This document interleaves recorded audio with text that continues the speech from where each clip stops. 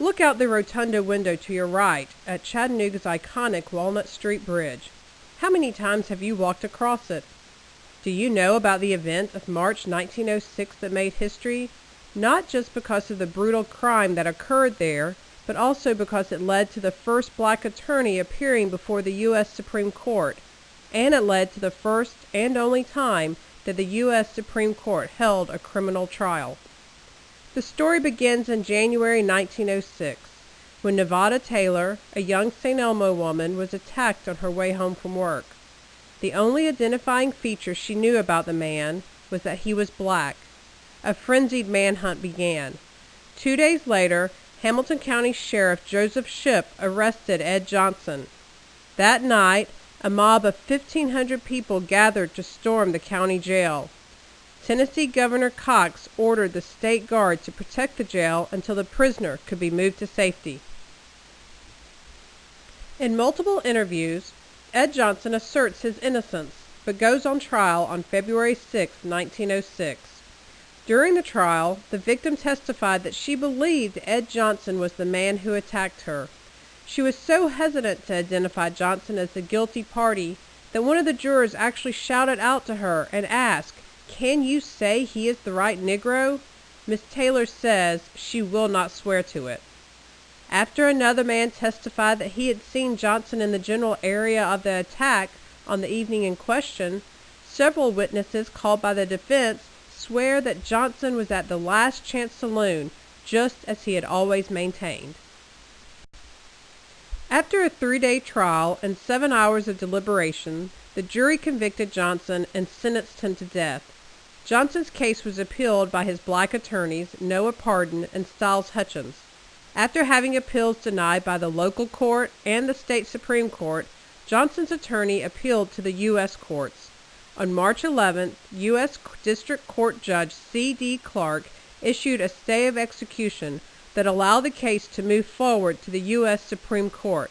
At issue is whether Johnson received a fair and impartial trial.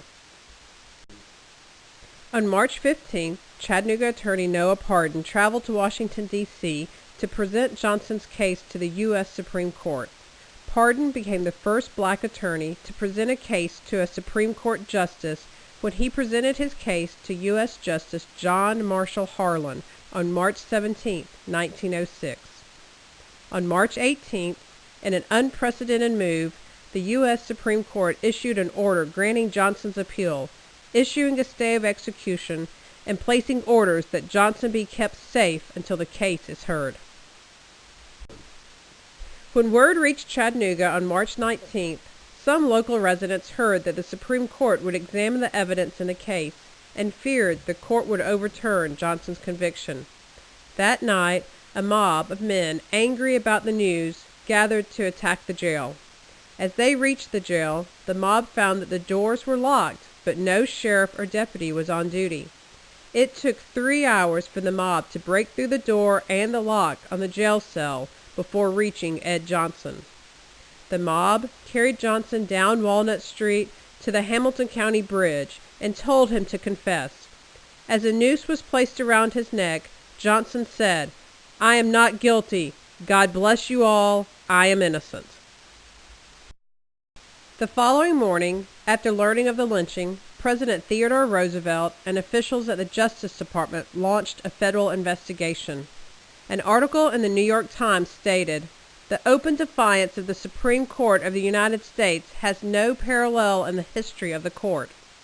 Justice Harlan states that the mandate of the Supreme Court has for the first time in the history of the country been openly defied by a community. At issue was the disregard of the court's order of the stay of execution. After a 3-week investigation that included the Secret Service investigating numerous local citizens, the sheriff and his department, 9 people, including Hamilton County Sheriff Joseph Shipp, were charged with contempt of the U.S. Supreme Court. Supreme Court Justice Oliver Wendell Holmes, Jr. described Johnson's trial as a shameful attempt at justice and compared the judge and jury in the state trial to a lynch mob.